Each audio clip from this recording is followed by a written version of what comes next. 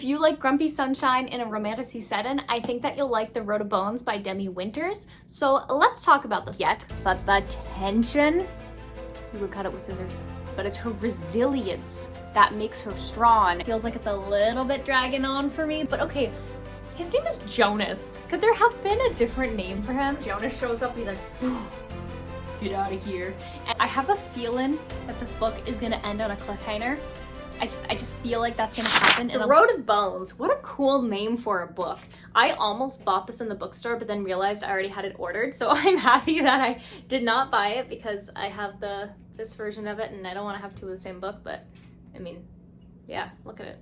Very pretty. So from my understanding, The Road of Bones basically follows our main character who is running for her life away from this queen that's trying to assassinate her. I'm not entirely sure why she's trying to assassinate her, but she is. And so she runs along this pathway known as like the Road of Bones, and she ends up like sneaking into this like cart, I believe.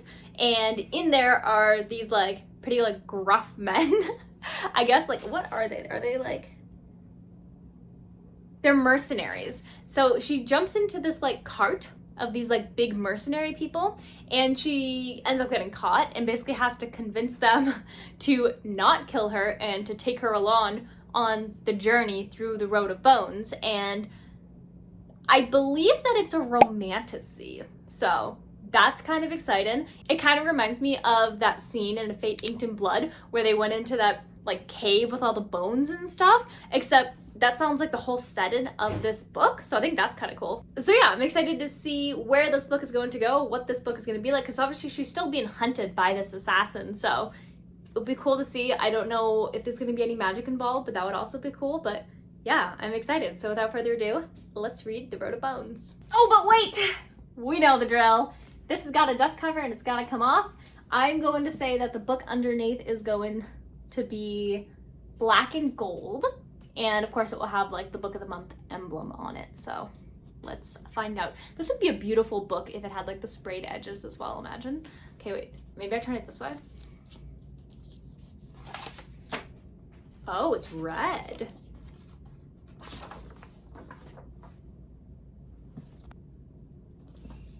It was close. Black and gold is what I thought. Oh wait, this isn't even black. This is like a dark blue and a red. So my color guess was incorrect, but I got this part right. So let's read this book for real now.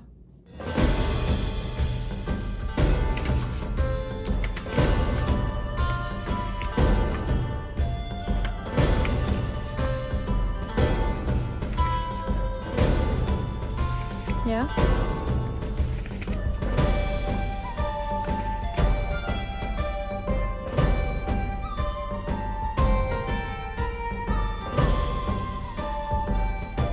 So I'm now a little bit more than 100 pages into The Road of Bones, and here are my thoughts so far.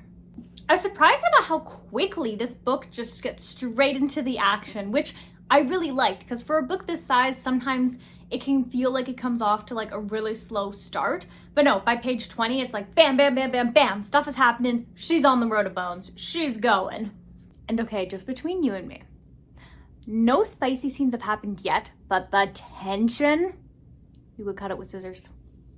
The spice scenes are gonna be good. I just know it. I'm just predicting that now.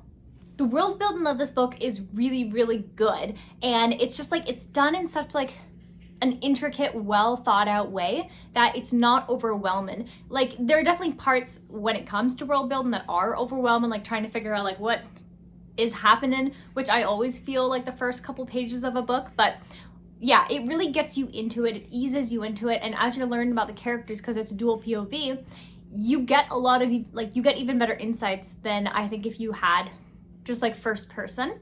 And so we have like this assassin, like we're learning about like what kind of powers and stuff that she has, and she works for the queen, and that she's hunting our main character. We have our main character Silla, who she and her dad have just always gone place to place to place, and then something happens and now she's on the road running for her life.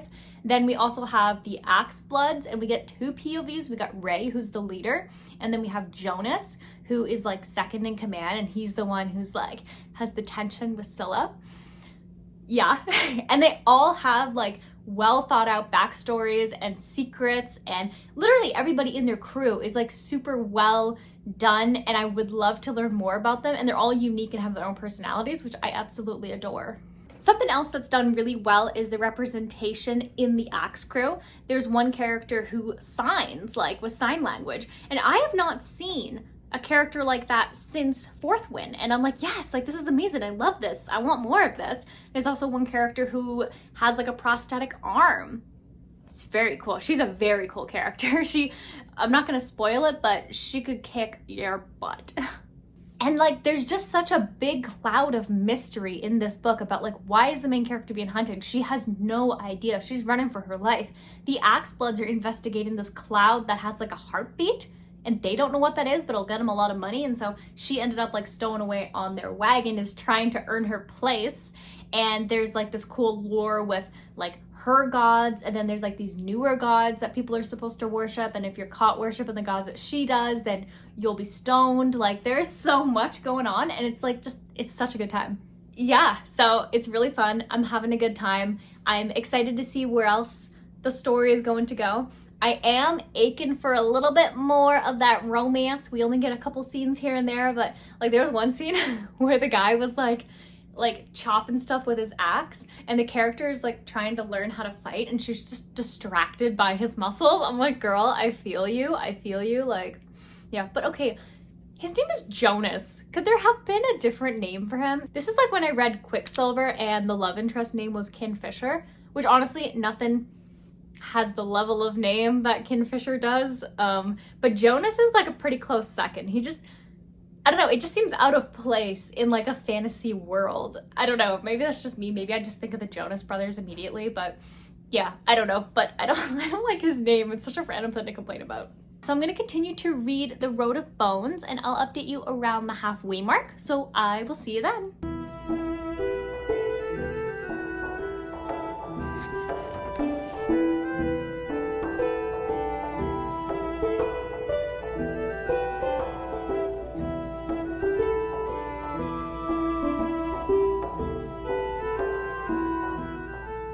So I'm now a little bit more than halfway through The Road of Bones, and I think that I would have liked a bit more tension. Like there was a lot of really great tension, but I think that certain stuff happened a bit too early for me. I think that there's a lot of really interesting stuff in this book, but I find it's definitely like feels like it's a little bit dragging on for me, but I'm still enjoying it because there's just like a lot of great setup. And I feel like it's one of those books that the second book is going to be even better, and I'm already enjoying this. I want to like make sure I'm reiterating that even though I find it a little bit slow right now, I am still interested in the story and the characters, and I like that we're learning so much about this really cool world that the author has developed, and it's honestly really impressive. So we got to a really important part of the story, and then some stuff happened without spoiling, and now they're continuing the journey. And I think that it's gonna be really fun. There was a really good scene though in the bar with Silla and Jonas, where Silla's like being ignored by Jonas and she doesn't like it, but she wants to kind of like have some fun with like a guy. And so she's ended up like flirting with this random guy, and Jonas shows up, he's like, get out of here. And he's like, that guy like skedaddles, and it's just like him and Silla very close together, and I'm like, I like this. But I wish there were more of those types of scenes throughout the entire book. I want to see more of that, and it just because of like where they're at right now, there's not going to really be any much tension anymore, and I really like the tension. Honestly, I think I like the tension more than the characters actually like getting together. But the mystery continues because there are a lot of moving pieces happening in this book, like with Silla in the Leaves and Silla's dad and The Road of Bones and the assassin and Ray and Jonas and the entire crew and the entire like mystery that the crew is going to kind of like solve with the mist with the heartbeat and not knowing what it is. So there's a lot of really interesting moving parts. Oh, the little blonde girl who only Silla can see and randomly disappears, like what is that about? And yeah, so I'm excited to see where it's gonna go. I have a feeling that this book is gonna end on a cliffhanger. I just feel like that's gonna happen, and I'm like trying to prepare myself for it. But yeah, DEMI Winters is a really good writer. That's my biggest takeaway right now. She's a very great writer with incredible world building skills. I definitely want to pick up more of her books because I'm just like so impressed, and I want to study and learn like how to advance my own writing and be this good. So I'm going to continue to read The Road of Bones, and I'll update you when I finish the book, so I'll see you then with my final thoughts.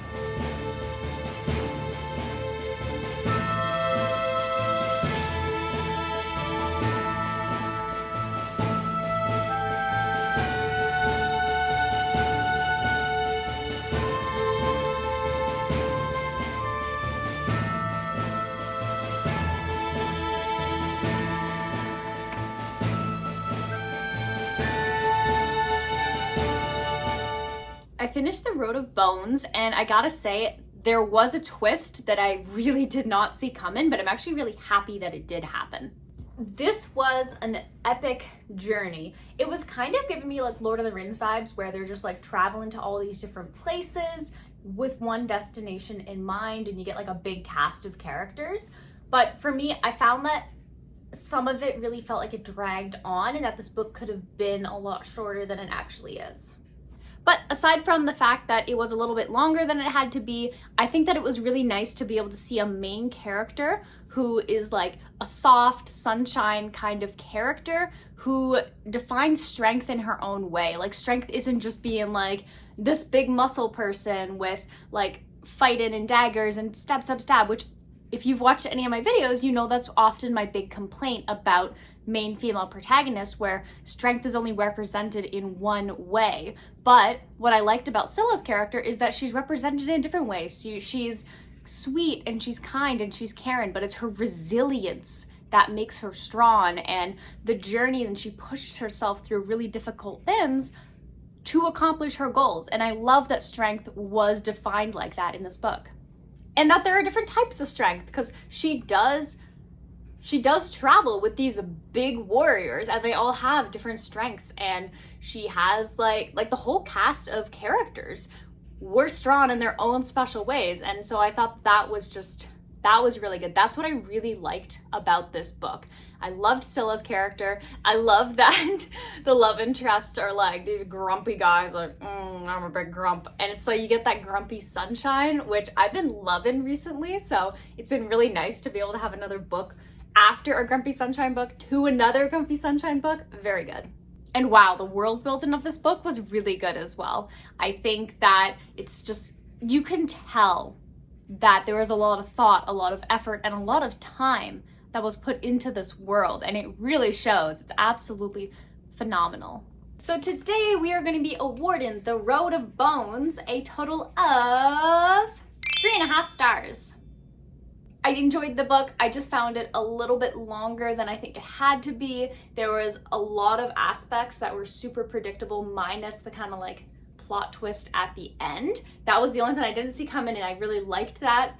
And I liked all of the characters. So I'm definitely going to be reading the second book. I think I had pretty high hopes, because this book really felt like it was just kind of building up to what the actual series is going to be, which is fine, but I was really expecting a little bit more magic, a little bit more monsters and story and stuff. And there was, of course, story, but I think I just felt like it dragged on a little bit. And once it was getting towards the end, it felt like that's when the story was like really starting, but then it ended. So yeah, I feel like the second book I'm gonna like even more. So yeah, I'll be on the lookout for that.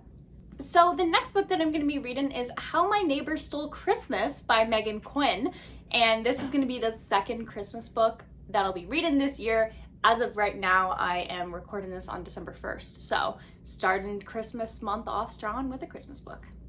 So if you're interested in watching me read How My Neighbor Stole Christmas, or any other book that happens to be on my Never End TBR, now that we're in December, I will be reading a lot more Christmas themed books. So if you're interested in that, looking for recommendations for like maybe Christmas books, but also anything in the romance, fantasy, and romantasy realm, definitely hit the subscribe button if you haven't already, and turn on the bell notification. That way you get notified anytime a new video comes out. If you enjoyed this video, definitely hit the like button, and I'll see you in the next one. Bye!